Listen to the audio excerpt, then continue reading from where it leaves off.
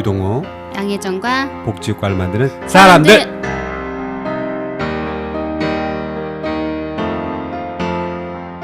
네, 안녕하세요. 네, 안녕하세요. 오랜만입니다. 네, 오늘 왜 지각하셨어요? 미안합니다. 여기 몇 년 오는데 글쎄 네네. 왜 그러셨지? 내가 길을 반대로 드셨대요. 아니야. 그래서 게스트분은 정확하게 아니야. 7시 전에 도착하셔서 네. 유동호 선생님을 한참 기다리셨지만 1시간 반 뒤에 나타나셨습니다. 네. 그게 운전하는데 네. 갈림길이 있잖아요. 네. 근데 그 순간 네. 양혜정 선생님을 간만에 만나는구나 하더니 잘못 갔어. 왜요? 걱정이 됐어요, 막? 아니야. 불안하고 가슴이 중요한 뛰고. 거는 양혜정 선생님 얼굴로 봤다는 거야. 아, 네네. 그래서 잘못 갔다니까. 무슨 귀신 본 것처럼.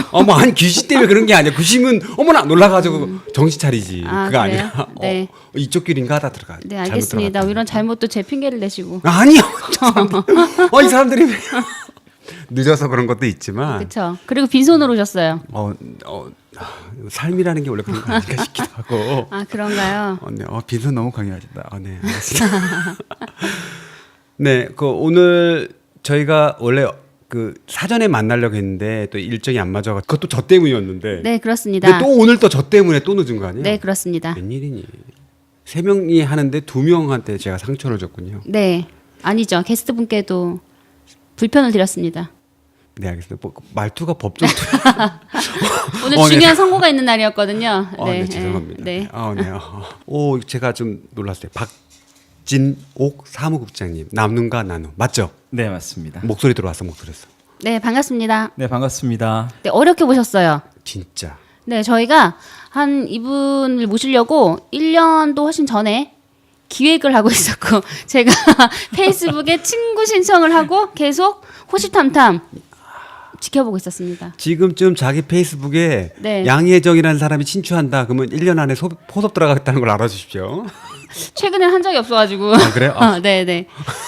그래서 거의 1년하고 한 3, 4개월 정도 전에 이분을 꼭 모셔야겠다라고 했다가 이제야 2해가 바뀌어서야 또 모시게 됐습니다. 까다롭기로 소문난 양혜정 선생님이 이분을 선택하려고 했던 이유가 있습니까 혹시? 네, 강원남 선생님 저희가 3회 방송이었고 임팩트 두 번째 있죠. 게스트였었죠. 그죠. 그래서 초기에 저희 청취율을 탑을 달리고 계시다가 한 반년 뒤에 뚝 떨어지시긴 했지만 강원남 행복한 죽음 웰다잉 연구소장 그분이 계속 추천을 강력하게 본인보다 훨씬 더 좋은 훌륭하신 분이고 배울 만한 분이고 얘기를 들으면 굉장히 좋다라고 하셔가지고 그때 바로 추천을 해주셨었어요. 대단하죠. 네. 나눔과 나눔이라고 제가 소개해드렸는데요. 네. 나눔과 나눔 소개 직접 해주시겠습니까? 네, 나눔과 나눔은 기초생활수급자, 무용고 사망자 등의 장례를 지원하는 그런 단체고요. 아마 낯서실 거예요. 사회복지에서도 이 장례를 지원한다. 네, 아마 못 들어보셨을 것 같고요. 고유 목적을 장례를 지원하는 단체는 제가 볼 때 유일하지 않을까. 유일. 네. 그러니까 물론 장례 지원하는 단체들은 있습니다. 하지만 고유 목적 자체가 이 장례 지원으로 하는 단체는 유일한 것 같고요. 저희는 2010년에 위안부 할머니 분들이 계속 돌아가신다는 이야기를 듣고 네. 위안부 할머니들의 장례를 지원하면 좋겠다라고 해서 지인들이 모여서 네. 2011년 1월에 위안부 할머니 첫 장례를 시작으로 해서 단체가 만들어졌고요. 사실 저희는 단체를 만들겠다라는 의지보다는 이런 장례를 지원하면 좋겠다라는 활동이 먼저 시작됐고요. 그 이후에 기초생활수급자분들이 장례를 잘 못 치르신다라는 이야기를 듣고 네. 기초생활수급자분들도 장례를 지원해야겠다. 그리고 또 장례를 지원하다 보니까 아예 시신을 가족들이 포기해서 네.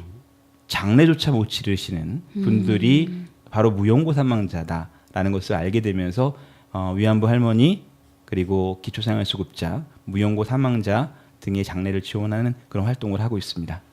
방금 말씀해 주신 분들을 보면 벌써부터 약간 좀 마음이 아프고 한데 네. 실제로 이런 사례가 어느 정도가 현재 있는지를 좀 알고 싶거든요. 무용고 사례라든가.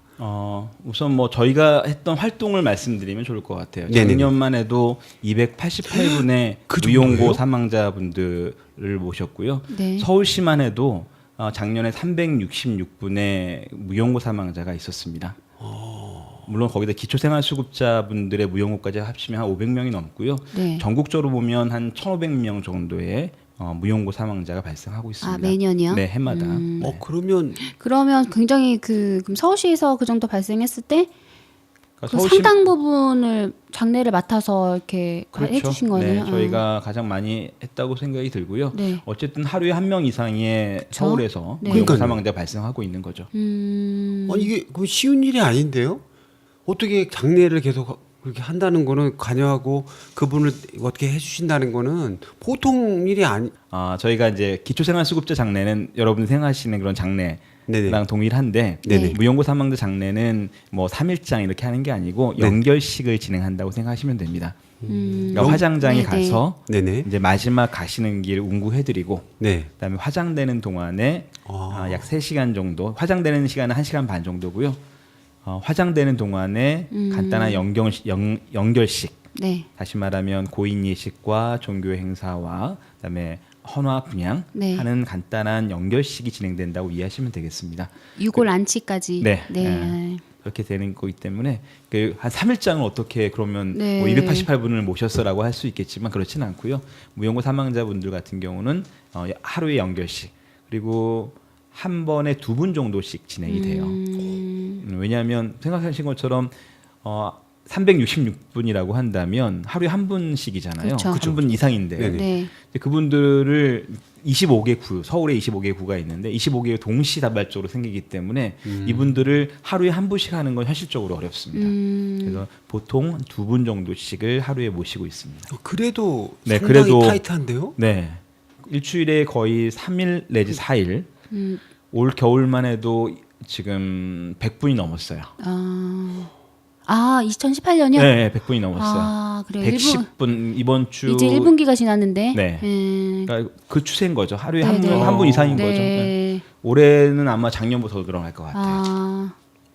보니까 작년 통계가 말씀해 주셨는데 288분 무연고 사망자 장례를 치러주셨고 또 3분의 위안부 할머니. 네. 예, 그래서 작년에 위안부 할머니 돌아가신 분들 중에서 다 해주신 건지 아니면 몇 분이 아니요. 그러니까 위안부 할머니 장례를 네. 보면서 한국 사회의 위안부의 위상을 다시 한번 알게 됐고 네. 또한 죽음을 사회가 어떻게 대하는지를 좀 알 수 있었는데요. 작년에 이제 위안부 할머니 장례를 끝나고 바로 또 할머니가 돌아가셨는데 네. 그 가족들은 할머니 장례를 공개하지 않겠다라고 했어요. 그래서 도와드리고 싶어도 도와드리지 못했었고 네. 직전에 돌아가신 수원의 안점순 할머니 같은 경우는 수원 지역의 유일하신 할머니였기 때문에 수원 지역에서 뭐 단체들이 네. 알아서 장례를 하시겠다라고 해서 그러면 저희가 굳이 지원하지 않아도 돼서 그건 지원하지 않았고요. 또 지방 같은 경우는 또 할머니들과 유대관계에 있는 지역 단체들이 있어요. 네, 그런 단체들이 알아서 하겠다라고 하면 굳이 저희가 또 내려갈 필요는 없기 때문에 하지만 그러지 않은 경우는 저희가 할머니들 장례 지원을 하고 있습니다. 아예 정대협이랑 네, 정대협이랑 그러면- 같이 해서 네. 하고 있습니다. 그 적지 않은 분들의 네. 장례를 하셨던 걸로 알고 있는데 좀 알겠지만 역사적으로 기록돼 있고 우리가 많이 아픔을 갖고 있는 분들이기 때문에 하실 때마다 느낌은 좀 틀릴 것 같은 느낌. 그럼요. 일단은 위안부 할머니 장례를 할 때마다 이제 처음 위독하신 연락부터 듣는 거죠. 듣고 준비 딱 들어가고 있고 돌아가신 다음에 아무래도 가장 그 가슴 아플 때 가슴 아프기도 하고 또 가슴이 저며지는 순간은 그 수의 입히고 입관할 때예요. 네. 수의를 깔끔하게 딱 입혔는데 분홍색의 그 옷고름을 쫙 예쁘게 해놓은 거예요. 그걸 보고 있으면 눈물이 축 흐르죠. 그러니까 꽃상여는 아니지만 그래도 우리가 정성스럽게 사회가 함께 보낼 수 있다라는 그나마 다행인 것 같아요. 그래도 그 할머님들은 그럼 알고 계신 거잖아요. 그 돌아가시기 전에 나의 장례가 어떤 모습으로 치러지고 누군가 나의 죽음을 그러니까 지켜봐주고 예의를 갖춰줄 것이다라는 걸. 그렇죠. 네. 그런데 이제 그런 것조차 이제 하지 못하는 그런 죽음을 좀 두려워하는 분들. 아까 뭐 말씀하셨지만 288분의 그 무연고 연고 사망자. 없이 돌아가신 네. 분들에 대해서 사실 이게 근데 보면 이제 우리가 이 언어에서 좀 조심해야 될 게 무연고잖아요. 네네. 근데 우리가 딱 생각하면 무연고라고 하면 연고자가 없는 사람, 네. 다시 말하면 가족이 없는 사람으로 생각하기 쉬운데 네. 그게 아닌가요? 아닙니다. 그러니까 물론 서류상으로는 무용고지만 네. 실제로는 가족들이 존재해요. 다만 서류상으로 우리가 재정적 어려움, 네. 또 오랜 단절 등의 이유로 해서 시신을 인수할 수 없다라고 위임서를 썼을 때 흔히는 이제 시신 포기한다고 얘기를 하는데 네네. 시신을 이제 국가에 위임하면 국가가 화장만 대신해 주는 거죠. 그러니까 저는 되게 안타까운 게 왜 가족들이 다른 가족의 죽음 앞에서 시신을 인수하지 못할까? 근데 그게 정말 경제적 어려움 때문일까? 아니면 또 다른 이유는 무엇일까? 사실 무용고 사망 장례 처음 진행하면서는 이해할 수가 없었어요. 네. 아니 왜 가족의 시신을 포기하지? 아무리 우리가 뭐 그 결혼식은 안 가도 장례식은 간다고 얘기를 하잖아요. 네. 그렇게 장례식을 중요하게 하는 사회 문화에서 왜 가족의 시신을 포기할까? 그래서 일단 존엄한 삶의 마무리 중요하다 해서 장례 지원을 저희가 했었죠. 그런데 많은 사람들을 만나고 가족들의 이야기를 듣고 가족들이 오시기도 하세요. 무용고로 포기하셨는데 오세요. 네. 그리고 또 여러 가지 사연들을 들으면서 아 이분들이 정말 이럴 수밖에 없었겠구나라는 그 가족마다의 가족사를 이해하게 되니까 아 그렇다면 사회가 이분들의 장례를 이분들의 마지막 가시는 길을 동행해야겠다라는 생각들을 더 확신을 갖고 하게 되는 것 같아요.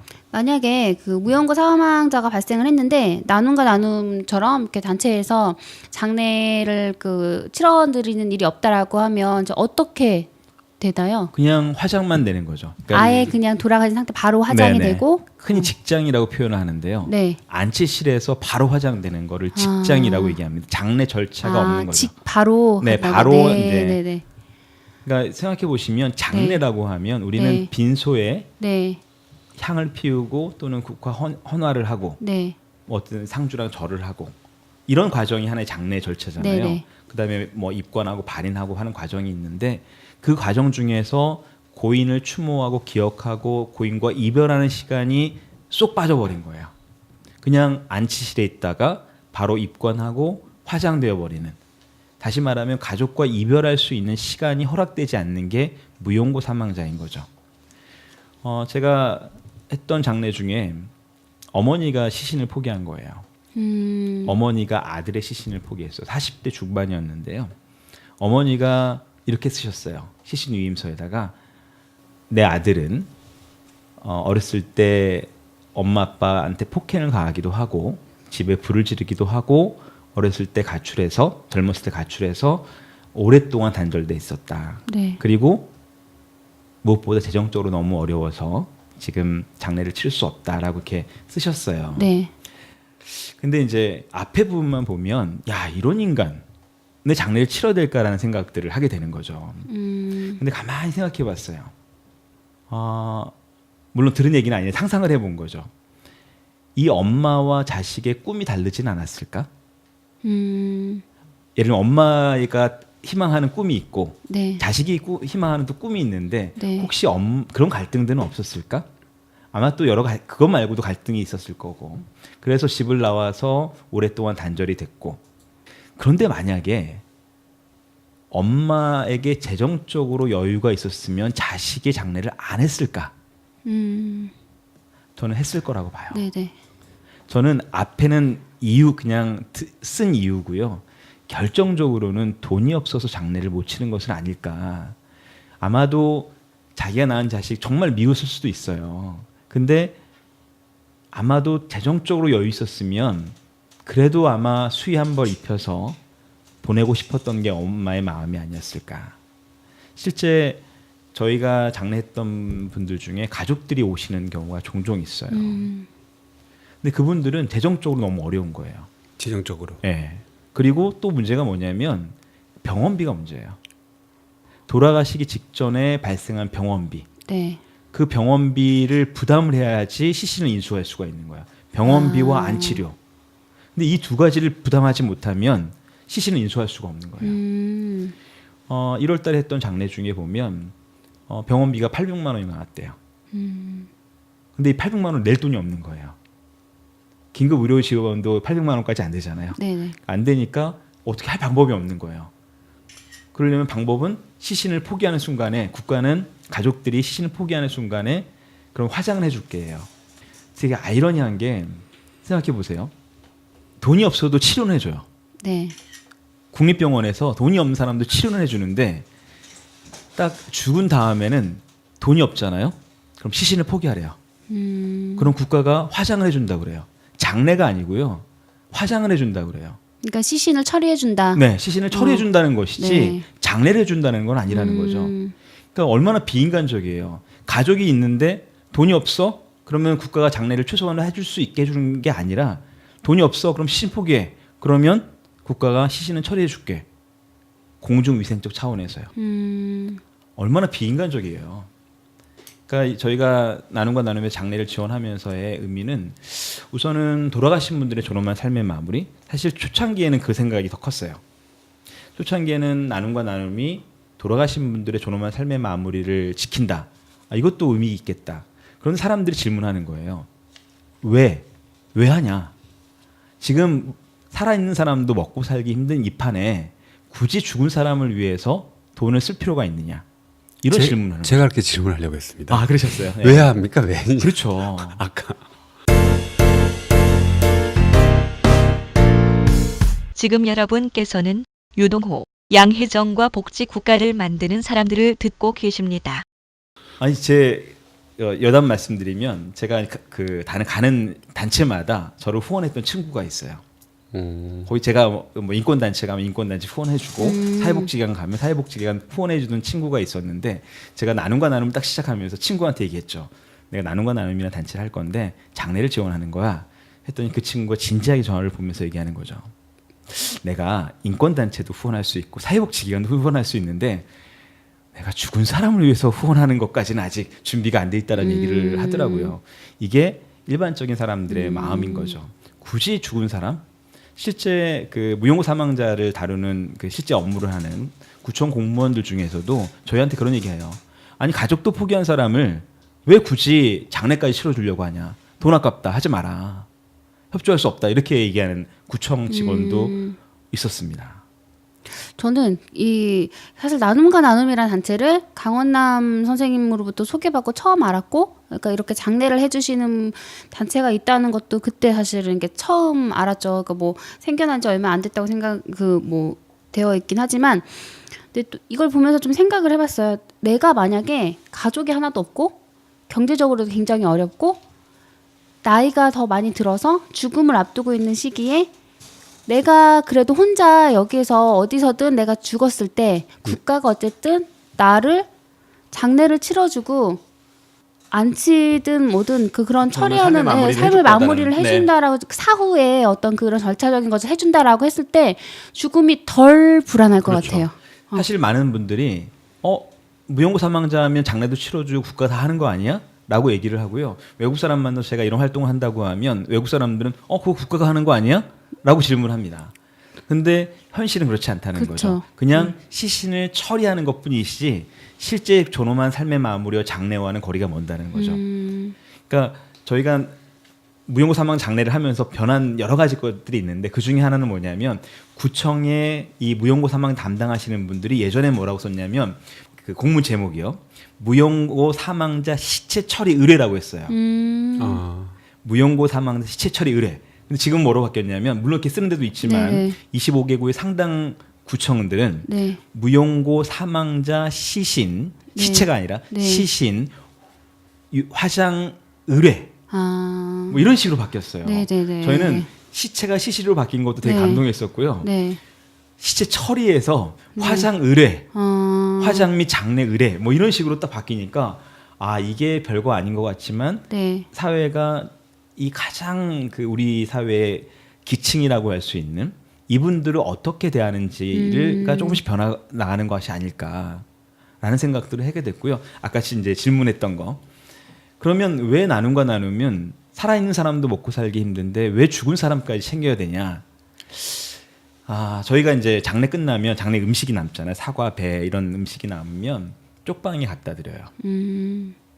저희가 쪽방 분들과 관계를 맺으면서 알게 됐어요. 이분들은 거의 대부분 1인 가족이세요.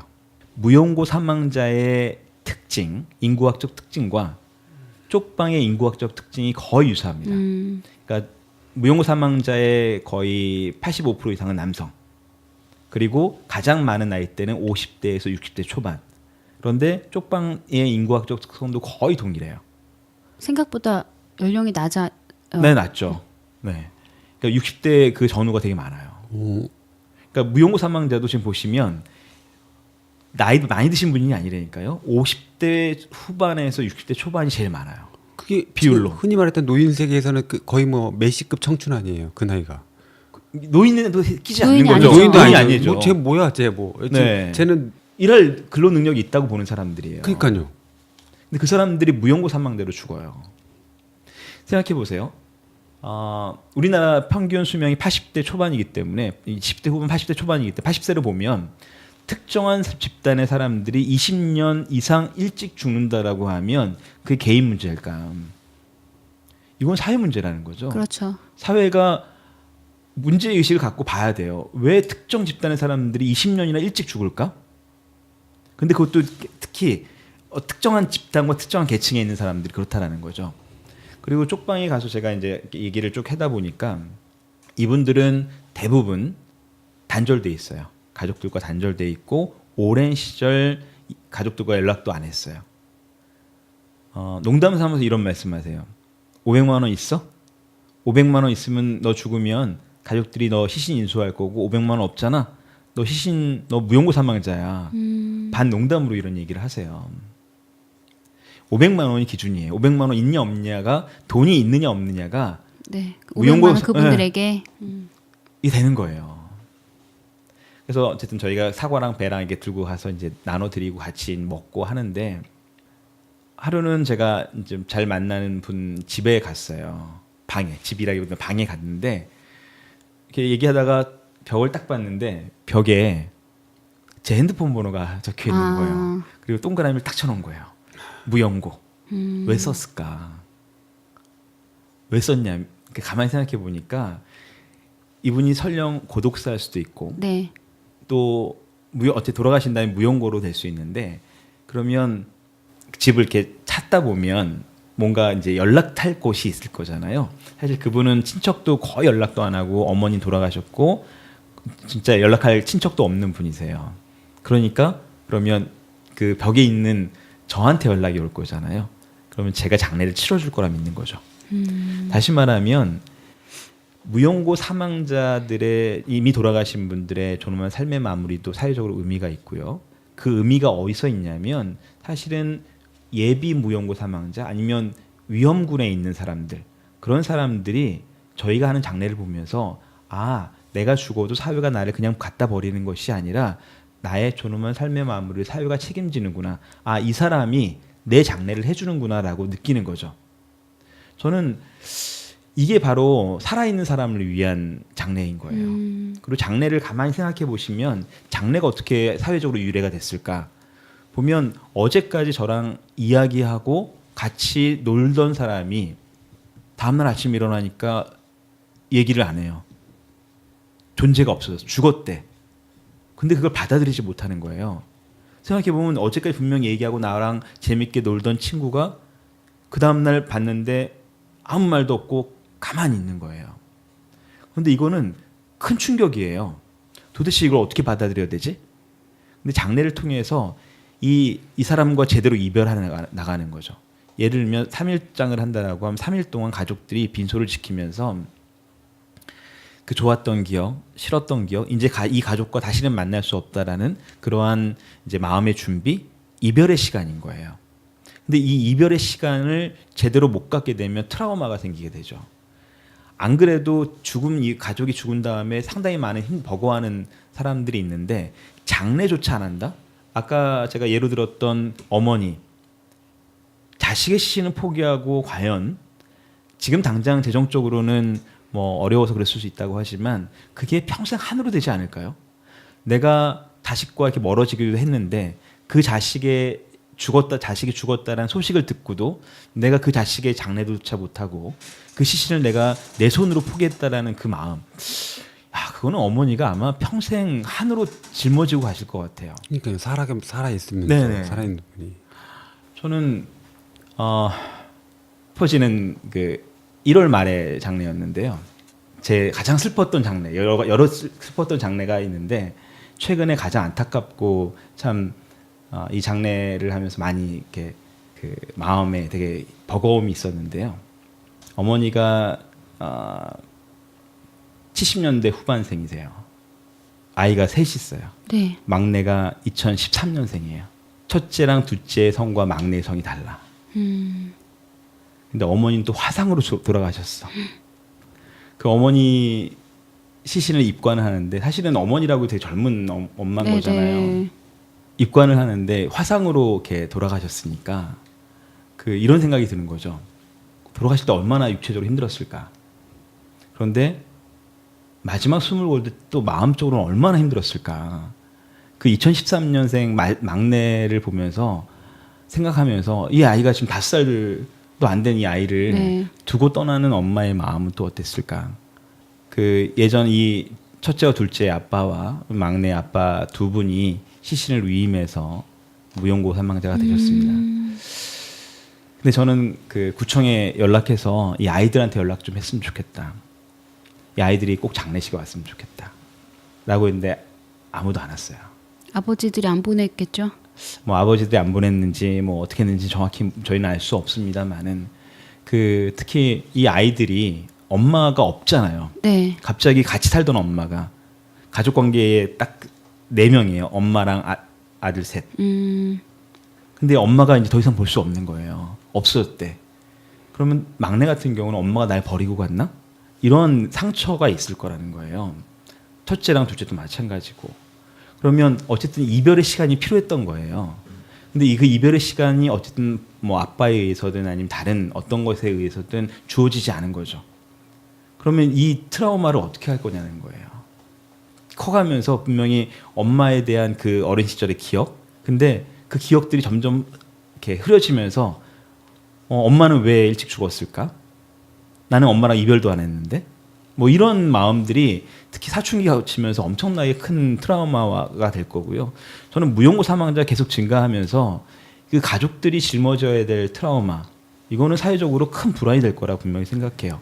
그러니까 이 사회적인 이 저희가 하는 장례는 그냥 존엄한 삶의 마무리, 물론 의미가 있죠. 근데 저 더 중요한 건 무용고 사망자로 갈 거를 예상하는 사람들에게 큰 위로와 하나의 불안이 없어지는 거고요. 또한 재정적 어려움 때문에 시신을 포기할 수밖에 없는 사람들에게 사실은 그 이별의 시간을 보장하는 그런 거고요. 지인분들도 꽤 오세요. 얼마 전에는 황학동 그 이제 시장 상인들이었는데 한 20명 가까이 오셨어요. 그분들이 오셔서 이분들이랑 정말 가족처럼 살았던 분을 이제 이별했던 거죠. 근데 이분들이 장례를 하고 싶었어요. 근데 가족이 아니기 때문에 할 수가 없어요. 그러니까 우리나라는 가족이 아닌, 아직까지 혈연이 아니면 장례를 할 수가 없습니다.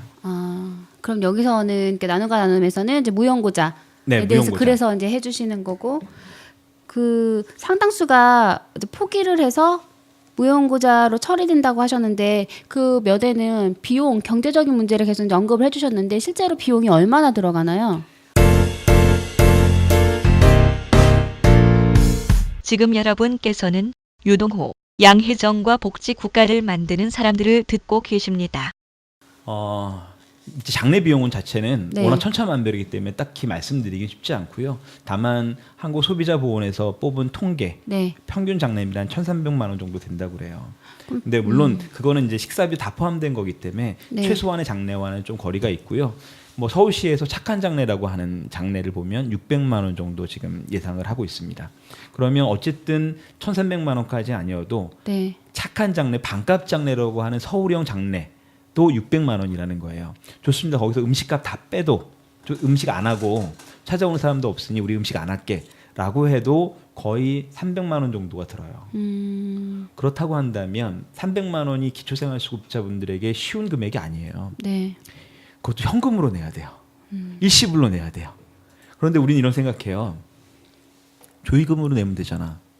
그런데요, 우리 잘 쓰는 사회적 자본, 네. 기초생활수급자분들은요, 사회적 자본도 약해요. 그러면 장례식장에 오는 사람도 없어요. 혹시 몇 년 전 이 뉴스 기억하시는지 모르겠어요. 자녀들이 어머니신 병원에 두고 조의금 갖고 도망쳤다라는 뉴스가 있었어요. 이분들이 이제 요 뉴스만 보고 폐륜하다 막 이런 뉴스가 나왔는데, 그렇죠. 겉으로 보면 네. 근데 저희는 이제 장례를 이제 지원하는 단체니까 그런 뉴스 나오면 계속 추적해서 봐요. 보면 한 몇 개월 후에 다시 뉴스가 나왔는데 이 자녀들이 병원비 내고 장례비는 조의금으로 하려고 했대요. 네. 근데 생각보다 손님들이 안 온 거야. 장례비를 감당할 수가 없는 거예요. 그러니까 어쩔 수 없이 야반도주 한 거예요. 그분들 죄책감이나 이런 것도 엄청 심했겠네요. 결국은 그 어머니 무용고 사망자 되셨어요. 자녀들이 많은데도. 그러니까 이게 저희가 그냥 이 이야기만 듣고 말도 안 되고 그런 페루나 같은 인간들이라 손가락질할 게 아니라 사실 장례라는 거는 처음에도 말씀드렸지만 완전 시장에 내맡겨져 있고요. 자본의 네. 논리에 따라 움직입니다. 그러니까 우리가 이 병원비는 어쨌든 긴급 의료비 지원도 있고 그래서 몇백만 원의 의료비를 어쨌든 이제 감당할 수 있잖아요. 그리고 공공병원도 있어요. 하지만 공공병원에 공공장례식장은 없어요. 그렇죠, 없죠. 없습니다. 그러니까 예를 들면 공공병원에 국립의료원 장례식장이 직영이긴 하지만 금액들은 일반 장례식장과 별반 다르지 않아요. 그리고 기초생활수급자가 온다고 특별히 뭐 약간의 할인해 줄 수 있지만 네. 뭐 거의 무료로 하진 않아요. 그렇기 때문에 결국은 이러한 시장 논리가 인간으로서 마지막 이별조차 못하게 하고 있는 상황인 거죠. 그러면 사회가 어떻게 얼마나 불안해지겠어요. 저는 정말 걱정입니다. 앞으로 무용고 사망자는 계속 증가할 거예요. 지금 2013년까지 보면 그 전보다 한 몇 년 사이에 5배가 증가했다고 그래요. 그러니까 이게 그리고 앞으로도 더 증가할 거예요. 그런 경제적으로 더 어려워지면서 사회가 그리고 어쨌든 물가가 뛰고 하면서 장례 비용도 더 증가할 거잖아요. 네. 그러면서 그것과 같이 비례해서 증가할 가능성도 더 높아지고 좀 가족 해체 문제나 이런 네. 것도 좀 심각하게 있는 상황이고. 물론 이제 제가 이제 경제적 이유를 많이 들었긴 했는데 네. IMF 이후에 사실 가족이 해체되면서 가족들이 단절됐어요. 그러니까 그 단절되면서 사실은 대체로 얘기를 들으면 10년 이상 때로는 20년 정도의 단절들을 얘기하세요. 20년이면 언제냐면 IMF예요. IMF 때 실업이 되고 뭐 부도가 나고 그러면서 가족이 해체되기 시작한 거예요. 그리고 나서 재개해 보려고 여러 노력하지만 결국 재개하지 못하고 계속 빈곤의 악순환 속에 빠져 있게 되면 사실은 가족들에게 다시 연락 못 하는 거죠. 그렇게 되죠. 근데 왜 남자가 많을까? 이 지점 저희는 고민해 봐야 돼요. 그러니까 이 무용고 사망자의 문제가 단지 개인의 문제가 아니라는 또 다른 거는 남자가 많다라는 거예요. 왜 남자가 많을까를 보면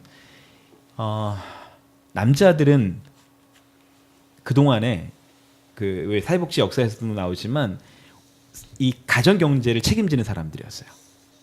혼자서 가정 경제를 책임지다가 그리고 이 오롯이 책임은 남자에게만 있다 보니까 이 능력, 경제 능력이 상실되는 순간 실업자가 되고 돈을 못 버는 순간에 존재 가치가 없어져 버려요. 그럼 내가 돈을 벌어서 어쨌든 다시 오겠다라고 하는 이런 마음으로 IMF 때 사실 집을 나갔던 거고 그 사람들이 그런 인식들이 여전히 있다라는 거예요. 남자는 돈을 벌어야 되고 남자는 경제력이 있어야지 재구실을 하는 거야. 그런데 재구실을 못하는 사람도 사회가 받아줘야 되는데 여전히 경제력이 사람을 보는 척도인 거죠. 저는 한국 사회의 이 무용고 사망자 계속 증가할 거라고 보는 이유는 뭐냐면 사실은 인간은 인간으로 보지 않는 거죠. 인간을 직장으로 또는 학교로 이런 걸로 같이 판단을 하기 때문에 돈이 없고 제대로 직장을 못 가지면 남자들은 고립되고 결국은 고시원, 쪽방 등에서 뭐에 의지할 수밖에 없냐면 술에 의지할 수밖에 없어요. 그럼 술에 의지하다 보면 건강은 더 악화되고 그 악순환 속에서 사실은 20년, 30년 일찍 삶을 마감하게 되는 이런 악순환이 되게 되는 거죠. 사람이 아니라 비생산적인 그냥 집단으로 그렇죠. 네. 간주돼서 네. 그렇게 또 생을 마감하고 무용고자 시신을 이렇게 아까 처리한다고 네. 하는 것처럼 그렇게 생 이후의 삶도 그렇게 돼버리는 게 당연한 절차로 되어 있고 나라에서 전혀 책임지고 있지 않고 네. 그래서 올해 초에 그 홈페이지 보니까 공영 장례 네. 조례 제정에 대한 그 부분 서명 운동을 하셨고 그 조례의 수정안이 통과되었다라고 네. 해서 수정안이요? 네. 그래서 공영 장례라고 하는데 이거는 뭐 아까 말씀드린 이런 단체가 아니라 그럼 네. 정부에서 책임져라라고 그렇죠. 하는 것 같아요. 그래서 이것도 좀 설명해 주시면 또 이 방송을 듣는 분들이 관심을 또 기울이실 수 있을 것 같아요. 네. 저희 나눔과 나눔의 이제 큰 미션, 꿈은 네. 단체가 없어지는 거죠. 아, 왜냐하면 이런 단체가 계속 확장되고 커지잖아요. 네. 그럼 정부는 자기 역할을 하지 않습니다. 그렇죠. 안 하고 계속 이런 단체에게 위탁하거나 네. 이런 단체가 더 커지길 바라는 거죠. 일부 지원금만 주고. 네, 지원금만 주고 네. 계속 키우는 거예요, 일부러. 그러니까 저희는 어느 정도가 되면 제도화하고 네. 저희 단체는 없어지는 것이 바람직하다라고 보는데 어쨌든 그거의 시작점이 공영 장례라는 이제 용어를 저희가 좀 더 확장시키고 시스템화시키는 것이 저희의 작년 활동이었고요. 네.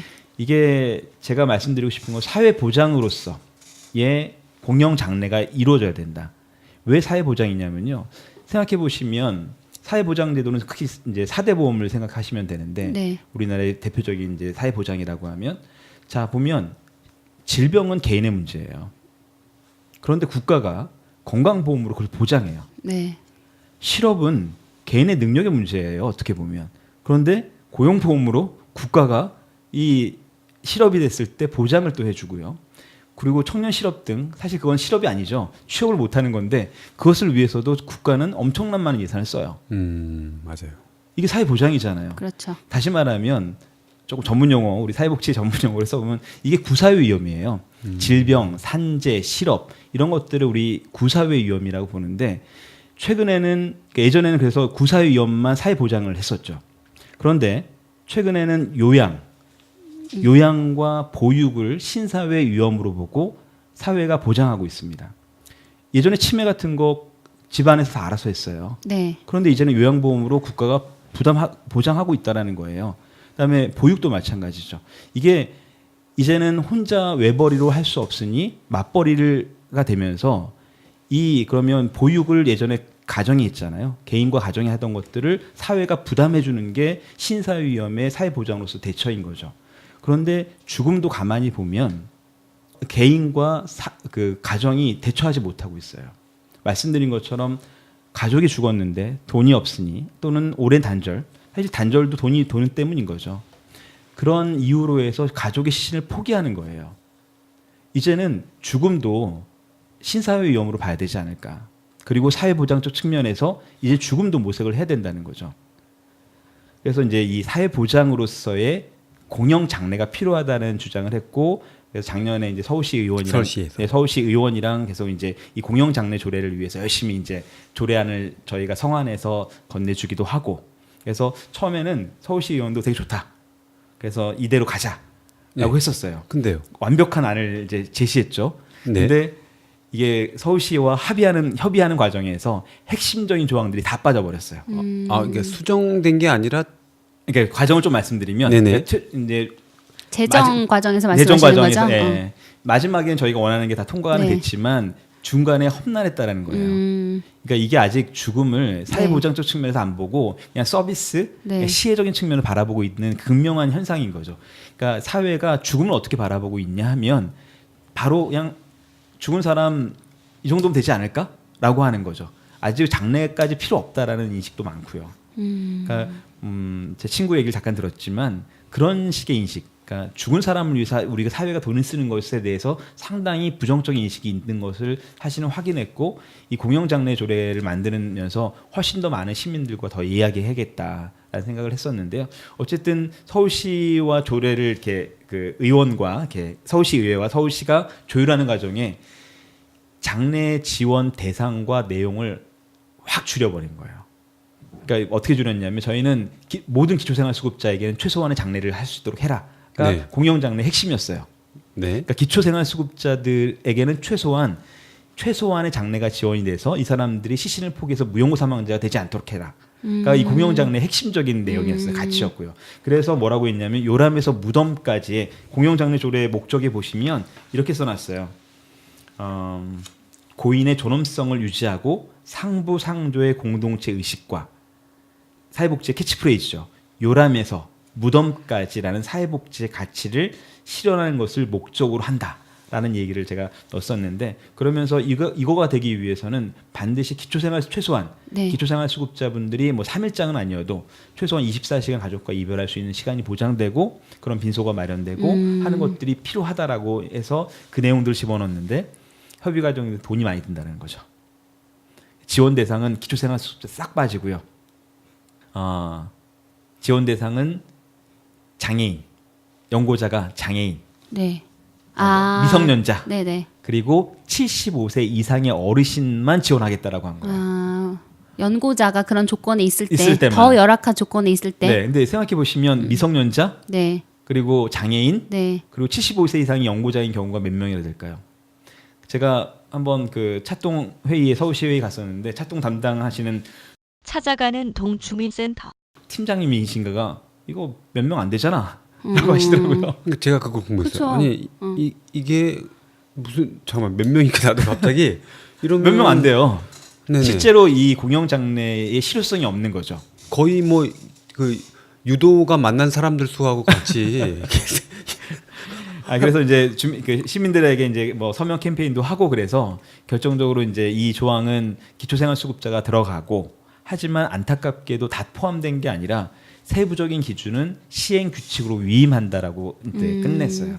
그러니까 공영장래 조례는 서울시 공영장래 조례는 이제 기초생활수급자와 장제급여를 받는 차상위까지를 대상으로 하지만 구체적인 기준은 시행 규칙으로 위임한다고 했기 때문에 사실은 공영장래 조례가 법적과 어떤 토대를 만드는 건 사실이나 실질적인 실효성을 보장하기 위해서는 2라운드의 싸움이 필요한 거죠. 지금 그 싸움을 하고 계신 건가요? 네, 준비하고 있죠. 네. 서울시에서 최근에 굉장히 많은 사업들, 뭐 복지 관련한 분야도 많은 새로운 사업들을 막 쏟아내고는 있는데 그게 어떻게 보면은 정말 너무 많은 사업들을 쏟아내고 그게 뿌리 내리기도 전에 또 다른 사업이 생겨나가는 우려는 있지만 서울에서 잘 되는 사업들은 또 다른 지방으로 확산이 되고 있어서 네. 이게 좀 잘 되었으면 좋을 것 같아요. 이게 우선은 조금 안타까운 마음이 드는 건 이게 조례라는 거. 네네. 법이 아니고 그 상위 법이 아니고 조례로 그러니까 지방 지자체 안에서 하는 거기 때문에 근데 조례는 의미가 있는 게요. 네네. 왜냐하면 저는 장래는 그 지역 사회에서 이루어져야 네. 되기 때문에 네. 뭐 광역단체 또는 기초단체 단위로 네. 그 특성에 맞는 그 실정에 맞는 조례가 만들어지는 것이 타당하다고 봅니다. 근데 그 이제 확산이 전체 전 네. 국민이 이제 혜택을 받는 게 아니니까 그런 거에서 아무튼 여기 이렇게 서울시에서라도 이렇게 잘 돼서 다른 지역으로도 빨리 확산이 돼서 네. 지원이 이루어졌으면 좋겠다라는 또 생각이 드네요. 네, 한 가지만 더 말씀드리면 서울시 네. 약간 서울시의 비판적인 발언을 했었는데 서울시가 그나마 네. 무연고 사망자에서는 잘하고 있습니다. 그러니까 최근에 네네. 무연고 사망자 전용 빈소를 마련했고요. 또 이제 그 예산 사업으로 해서 무연고 사망 장례를 지원할 예정이어서 그런 면에서는 타 기초단체보다는 네네. 또 광역단체보다는 앞서 나가고 있는 건 사실이라는 말씀을 꼭 드리고 싶습니다. 네, 계속 그 주변에 네. 내가 좀 이 내용을 듣다 보니까 네. 너무 생각이 네. 말을 많이 못 하고 있었는데 칭찬이랍니다, 지장님. 서울시가 그나마 하고 있다. 네, 네. 이것밖에 못 한다는 게 아니라 그나마 서울시가 하고 있다는 칭찬이니까 제발 대신 이제 다음 이제 규칙이라든가 좀 더 넘어갈 때 좀 네. 냉철하게 현실을 파악해서 실효성 있는 했으면 좋겠다라는 것을 제안해주고 계속 네. 논의해줬으면 좋겠습니다. 제도적 얘기가 나왔으니까 이게 뭐 그럼에도 불구하고 예를 들어서 이제 궁금한 게 뭐냐면 이제 장례식이니까 일반적인 장례식 기간이 보통 어떨 때는 보통 2박 3일 정도 3일 정도 하거나 어떤 또 길게는 뭐 5일장도 하시고 뭐 어떤 사람 하기도 하는데 이건 날짜가 좀 있는 건가요? 그러면? 이게 말씀드린 것처럼 무연고 사망자의 경우는 연결식을 네네. 진행한다고 아, 이해하시면 되고요. 네네. 네. 연결식만. 식만. 네. 그러니까 현실적으로 이분들의 3일장이나 뭐 2일장을 할 수가 없어요. 무연고 사망자가 확정되기까지 사실은 짧게는 1개월, 뭐 2, 3개월 걸리는 분도 계시기 때문에 그 공문이 시행되고 거의 하루 이틀 만에 화장이 되세요. 그리고 안치되어 있는 장례식장에서 빈소를 저희가 거기서 해보려고도 했었는데 참 빈소 빌리기가 쉽지 않더라고요.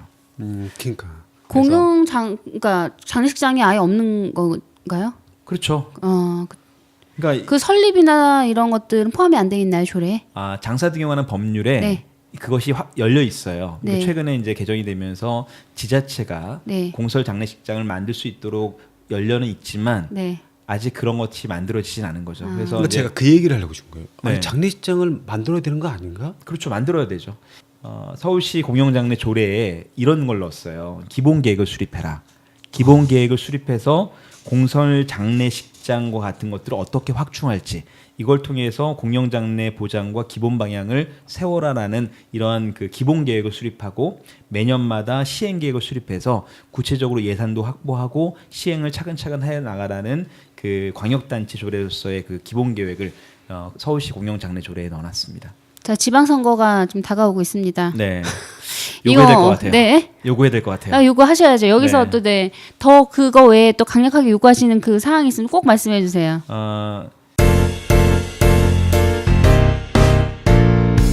지금 여러분께서는 유동호, 양혜정과 복지 국가를 만드는 사람들을 듣고 계십니다. 얼마 전에 이제 예전에는 저희 이제 활동하면서 이런 전화를 받아요. 자기가 살아 있는데 자기 장례를 해달라. 그런데 돈은 내겠다. 근데 저희는 이제 뭐 무료로 장례를 하는 거기 때문에 그런 상담 전화를 받으면 저희는 아닙니다. 상조회사에 물어보세요라고 했는데 이게 횟수가 늘어나는 거예요. 최근에는 40대 후반이었는데 저희한테 전화해서 자기는 어머니 아버지는 예전에 이혼하셨고 어머니는 행방불명이고 누나는 한 명 있던 누나는 작년에 돌아가셨고 자기는 시한부 삶을 살고 있고 자기가 돈을 1점 낼 테니 자기 장례를 해달라는 거예요. 근데 가만히 보니까 이분은 뭐라고 이야기하시냐면 자기는 분명히 죽으면 이복 형제가 있고 어머니 쪽 친척들이 있지만 오랜 단절로 자기의 시신을 포기할 거라는 거예요. 자기는 무용고 사망자 분명히 될 거다. 그거 알아보신 거네요. 보통 네. 사람 잘 모르잖아요. 네, 알아보고 그걸. 저한테 전화하신 네, 거예요. 네. 알아봤으니까 나눈 거다. 네, 저희가 네. 홍보를 따로 못합니다. 그렇죠. 왜냐하면 저희가 홍보를 하면 저희가 다 장례 지원할 것도 아닌데 네, 네, 네. 너무 유명해지면 이게 안타까운 거죠. 저희 네. 다 못하면서 마치 다 할 수 있는 것처럼 하면 안 되니까 사실은 아름아름 알고 오세요. 그런데 그분도 아마도 여러 가지 검색해 보시고 나눔과 나눔을 알고 전화하셨는데 그래서 저희가 뭐라고 했냐면 저희가 그럼 내년에 그런 이제 몇몇 사례들을 보면서 내년에 그 사업을 하겠습니다. 그래서 올해 사업하고 싶은 게 뭐냐면 일본에는 이런 제도가 있대요. 이런 NPO가 제도가 NPO가 뭐냐면 일정 정도 입회비를 내면 네. 입회비를 내면 살아있을 때 약간의 그 돌봄 네. 그 병원 갈 때라든지 이런 데 돌봄이 있고 그다음에 돌아가신 다음에 유품 정리 네. 그다음에 장례 유골함 보관 뭐 이런 것들을 해준다는 거예요. 저는 이게 꼭 필요한 거죠. 그러니까 지금 말씀드렸던 그 40대 후반의 남성에게는 이런 서비스가 필요해요. 근데 한국 사회는 앞에 잠깐 말씀드렸지만 가족이 아니면 장례를 할 수가 없고 사망 신고를 할 수가 없어요. 그러면 이분을 위해서 법과 제도가 바뀌지 않으면 나눔과 나눔은 절대 이 사람을 못 합니다. 그리고 또 할머니가 전화 주셨는데 80이 넘으셨더라고요. 그 할머니는 자기가 돈이 있을 때는 조카들이 되게 친한 척했대요. 그런데 사기를 당하고 나니까 네. 아무도 연락을 안 하더래요. 음. 너무 외롭답니다. 근데 자기 삶이 얼마 안 남은 것 같아. 자기 장례를 좀 치러주면 안 되겠니? 근데 조카들이 있잖아요. 네. 이 조카들이 있으면 저희가 장례를 할 수가 없어요. 저희한테 연락도 안 와요. 그러니까 이게 가족, 이 혈연 중심의 장례인 거죠. 그러니까 마치 특권 같아요. 그러니까 20년, 10년, 20년, 30년 동안 연락 한 번 안 했지만 딱 죽는 순간에 혈연의 가족들에게 우선적으로 연락이 돼요. 마지막 삶을 나눴던 정말 오히려 가족보다도 더 가족 같은 사람들이 있음에도 불구하고 이 사람들은 손도 못 대요. 말씀드렸다시피 황학동에 있던 그 돌아가신 상인회가 오히려 장례를 치르고 싶었지 이 가족들은 안 나타난 거죠. 그래서 저희는 올해 일본을 좀 가보려고요. 그래서 그런 NPO를 좀 방문하고 거기서도 이제 변호사가 중심이 돼서 일단 공증 같은 거 쓰고 하나 봐요. 근데 그것도 저희 같은 시스템에서는 우리나라 같은 시스템에서는 불가능한 것 같고 과연 일본이라는 곳은 워낙 고독사가 우리보다 훨씬 많기 때문에 그런 것들을 어떻게 준비하고 했는지 그리고 그런 NPO가 어떤 법적 근거로 움직일 수 있는지 그래서 저는 좀 상상을 해보는 거죠. 언젠가 이제 그런 제도와 법이 바뀐다면 뭐 나눔과 나눔의 그런 자기가 죽은 다음에 자기 삶을 부탁하는 그런 날이 오면 좋겠다. 이런 제도가 좀 개선됐으면 좋겠다는 생각이 들고요. 최근에 이제 고독사가 워낙 그 하나의 화두가 되고 있잖아요. 네. 근데 이 고독사를 사회가 대응하는 방식은 딱 예방이에요. 그래서 국회에서도 고독사 예방법이 그 발의가 됐고요. 각 시군구에서도 기초단체에서도 고독사 예방 조례들이 있어요. 한 93개 이상 있어요. 거의 100개 가까이 되는 고독사 예방 조례가 있는데요. 처음 들어봐요. 네, 근데 조례가 있는데 종로구에 있는 종로구의 고독사 예방 조례부터 네. 저기 땅끝말에 있는 조례까지요 똑같아요. 아, 기초단체가 네. 있고 지방자치단체가 있는 이유는 그 단체들이 지역에 맞는 정책을 마련하는 거잖아요. 어떻게 종로에 서울 한복판에 있는 종로에 그 무형 고독사의 그 실태와 저기 전남에 있는 또는 강원도에 있는 고독사의 실태가 똑같을 수가 있겠어요. 그 인구학적 특성이 확연하게 다를 건데요. 도시와 농촌과. 그렇죠. 네. 그럼에도 불구하고 조례는 똑같아요. 물론 할 말은 있겠죠. 조례라는 것은 어떤 틀을 만드는 네. 거야라고는 할 수 있겠지만 그래도 너무나 똑같다는 거. 베껴 쓴 거죠. 일단 성과는 만들었고 왠지 그렇죠. 타이틀은 네. 지금 뭐 있어 문제가 되니까. 신경 쓰는 네네네. 것처럼 우리는 뭐 했어. 고독사 했는데 우리 뭐 그쵸. 했어. 네. 죽은 사람까지 이렇게 챙긴다. 네네. 또 그 의원들의 네. 시의원, 네. 뭐 구의원들의 뭐 이런 실적으로는 되겠죠. 근데 이제 예방이라는 거예요. 근데 예방 필요하죠. 근데 예방은 시간이 오래 걸려요. 그래서 이제 일단은 돌아가신 다음에 빨리 발견하는 게 첫 번째 예방 대책이고요. 두 번째는 관계 맺기를 하겠다는 거예요. 그래서 전라도에 뭐 어떤 독거노인 친구 맺기 뭐 네, 이런 사업들 이런 거 있어요. 하고 그다음에 뭐 어떤 그 무슨 단을 꾸려가지고 뭐 이렇게 막 대대적으로 뭐 행사도 하고 그러는데 근데 이제 또 뉴스를 추적해 보잖아요. 저희는요. 그 작년 뭐 9월 10월에 그게 발듯이 그랬대. 그리고 관계 맺기를 위해서 고독사 예방을 위해서. 그런데 3, 4월 뉴스 보니까 거의 움직이지 않고 있다. 처음엔 돈을 줄 것처럼 자원활동이 아니라 뭔가 돈을 줄 것처럼 얘기해놓고 나중에는 자원활동 해라라고 하니까 이게 흐지부지 되는 경우도 있었고요. 그러니까 이게 완전 생색내기식의 예방인 거죠. 근데 어쨌든 예방도 중요하지만 저는 지금 고독사 위험군에 있는 사람들 그런 사람들에게 필요한 것이 무엇이냐면 조금 전에 말씀드린 것처럼 그 사람들은 내가 고립되어 있고 내가 혼자이고 내가 죽으면 나를 아무도 안 돌볼 거라는 걸 알고 있어요. 대표적으로 쪽방에 계신 분들이 그러고요. 그분들 쪽방에 제가 가면 되게 좋아하세요. 물론 음식 가져 좋아하는 것도 있을 수 있지만 그것보다도 앞에 말씀드린 것처럼 자기 장례를 치러줄 사람인 것처럼 생각하는 거죠. 확실하게 자기가 사후에 네. 그 불안할 수 있는 요소를 확실히 끌어준다. 네. 그래서 이제 그런 앞에 80 넘는 할머니 네. 그리고 40대 후반의 시한부 인생을 살고 있는 분 이런 분들이 사실은 나눔과 나눔처럼 이렇게 공적인 그러니까 비영리 기관을 통해서 사실은 자기의 죽음을 미리 준비할 수 있다라고 한다면 이건 전 반드시 비영리여야 된다고 생각해요. 이게 영리로 넘어가는 순간에 이건 가진 자와 못 가진 자가 또 나눠지는 또 그게 또 수가화되고 네네. 이렇게 될 것 같아요. 그렇기 때문에 이건 일단은 공공에서 네. 시작돼야 된다. 네. 그래서 저희가 네. 올해 그 어쨌든 한국 사회 제도를 좀 도입하고 싶은 이유가 뭐냐면 이거는 아직 영리에서 손은 안 대고 있거든요. 네. 근데 얼핏 듣기로는 보험회사 쪽에서 약간 관심을 갖고 있다는 얘기 들었는데 이게 영리부터 시작을 해버리면 네. 이게 상황이 달라지는 거예요. 그러니까 어쨌든 이거는 비영리로 해서 공공성을 담보한.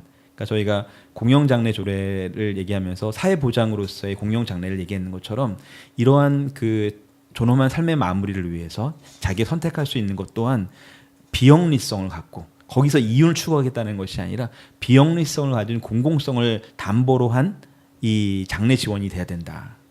그래서 좀 올해 추진하고 싶은 그 계획 중에 하나가 그 가족 대신 장례 이걸 꼭 하고 싶고요. 네.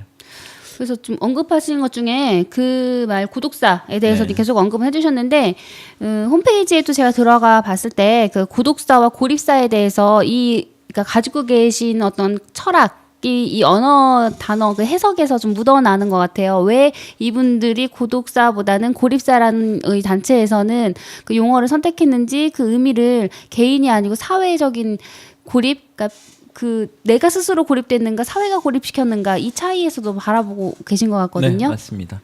그러니까 그 고독이라는 의미 자체는 선택할 수가 있어요.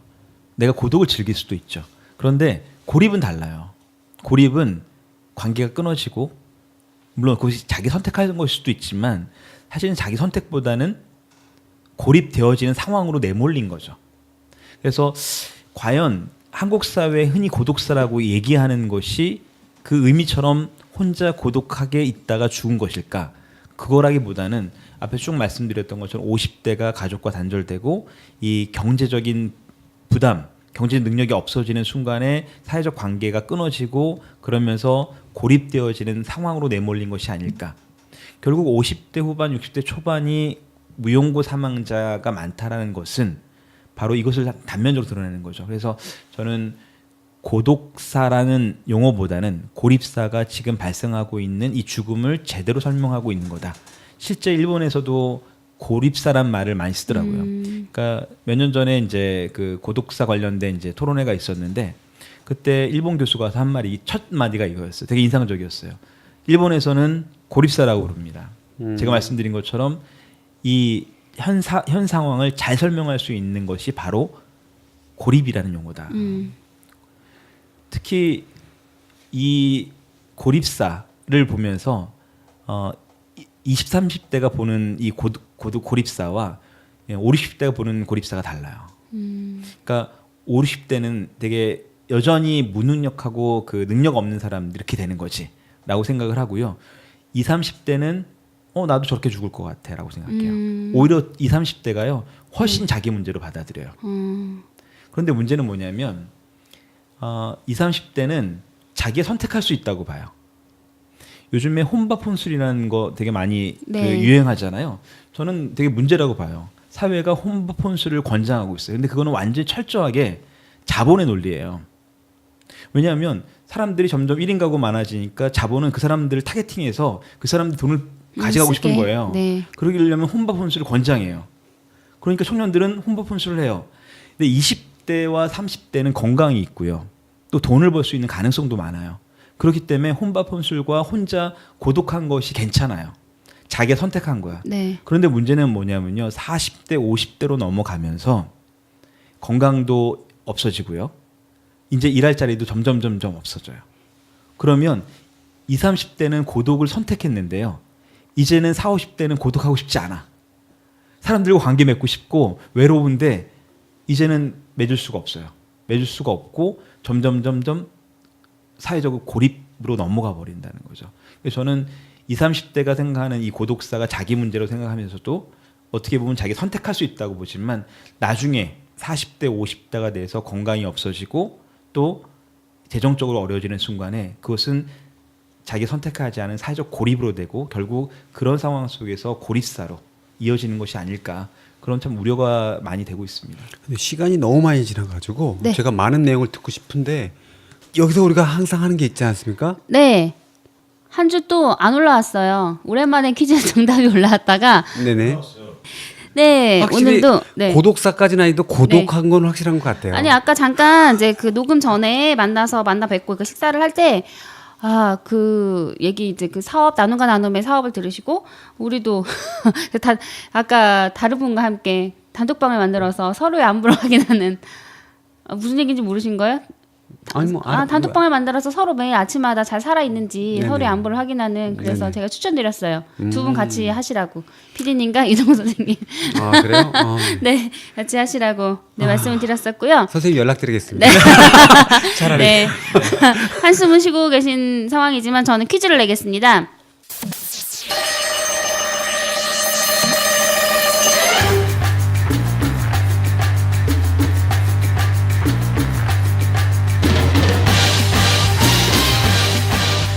지난주 방송이 지난번이 그 아동 호스피스에 대한 이야기였고 또 가습기 살균제, 삼성 반도체로 인한 그 피해자 산업재해였죠. 그 문제 세 가지 이슈를 주로 다뤘었는데요.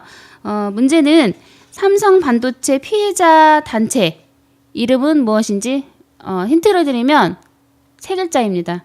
오, 네. 네, 세 글자. 굉장히 이것만 이렇게 인터넷에 쳐도 그냥 바로 나오는 이거기 때문에 이 방송 들으시고 또 정답 책 뭐 나가나요? 신간? 나라는 부유한데 왜 국민은 가난할까? 아니 불행할까? 죄송해요. 이 책 제목이 그렇게 안 외워져요. 왜 국민은 불행할까? 그 따끈한 신간을 드리죠. 네, 그 책을 제가 보내드리도록 하겠습니다. 그래서 책을 읽고 싶으신 분, 네, 구독하신 분 연락 주시고 꼭 답을 달아주면 좋을 것 같습니다. 네, 간만에 퀴즈도 나갔으니까 많이 참여해 주시고요. 오늘 이제 시간이 많이 됐어요, 선생님. 잠깐 우리 보통 이렇게 단체 나오면 그 단체에 어떻게 혹시 조금이라도 연락을 해드리거나 어떤 도움? 그렇죠. 네. 그거 안 했던 것 같아. 제가 하려고 했어요. 생각하고 있었어요. 저는. 그래요?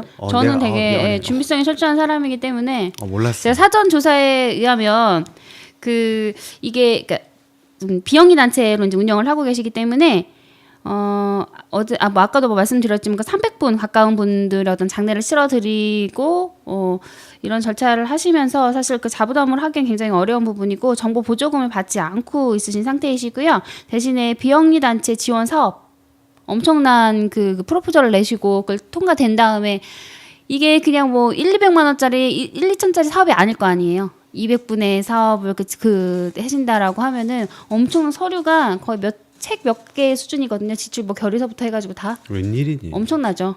그래서 그렇게 어렵게 일하시는 것도 어려우신데 그렇게 하시고 나머지는 이제 후원자분들의 도움으로 인해서 진행이 되고 있습니다. 그래서 올해 마땅히 내 월급도 올랐고 호봉도 올랐고 올해는 어떻게든 후원 좀 해봐야 되겠다 하는데 마땅한 단체를 찾지 못하신 분들은 나눔과 나눔을 인터넷 검색어 창에 치시면 바로 나옵니다. 메인 창에 있어요. 후원하는 방법. 네. 그렇게 하시면 되겠습니다. 다시 한번 말하지만 네. 나눔자 들어간 건 많은데 나눔과 나눔이라는 거. 발음 똑똑히 해주실래요? 나눔과 나눔이라는 네. 것.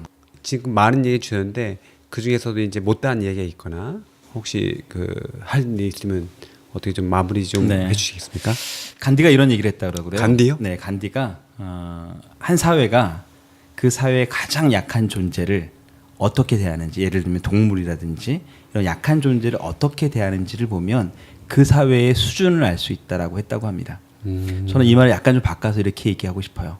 한 사회가 죽은 사람을 어떻게 대하는지를 보면 그 사회가 산 사람을 어떻게 대하는지를 알 수 있다.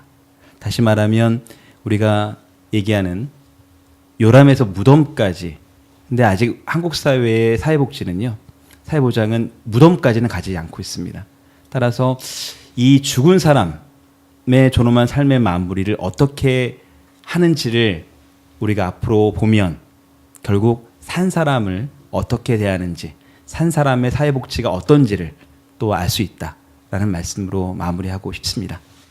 네, 저는 오늘 만나 뵈면서 내가 그런 상황에 맞이하는데 죽음 이후의 두려움까지도 안고 살아간다라고 하면 굉장히 그 삶의 끝에서 굉장히 불행하고 너무 힘들 거다라는 사실 생각을 하게 됐고요. 아까 20, 30대 말씀하셨지만 사실 많은 분들이 그런 생각을 하고 있을 거예요. 뭐 맞아. 비혼이라는 건 사실은 그 표현이 그 선택의 문제, 그러니까 어떻게 보면 뭐 프랑스나 이런 데처럼 결혼이 낫다라고 하는 비율이 낫다라는 그 사람들의 선택의 문제가 아니었고 지금은 아예 결혼을 피하는 사실 사회적 현상이라고 보거든요. 그것이 아까 증가하는 무연고자들의 어떤 사망, 장례 이런 부분들도 이어지는 것 같은데 그런 두려움이 지금 없는 사람들이 얼마나 있을까?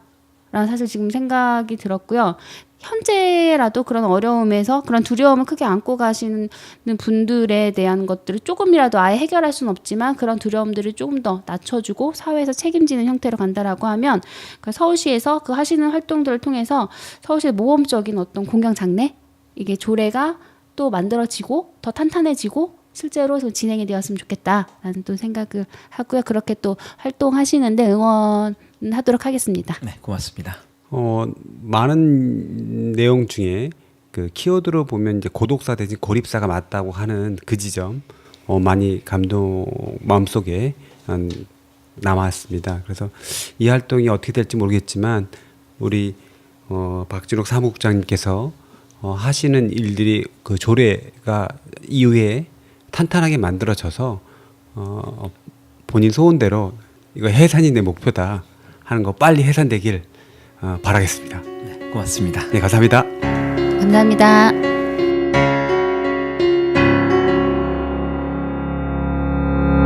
음악, 아신, 프로듀서 이상호, 제작, 내가 만드는 복지국가.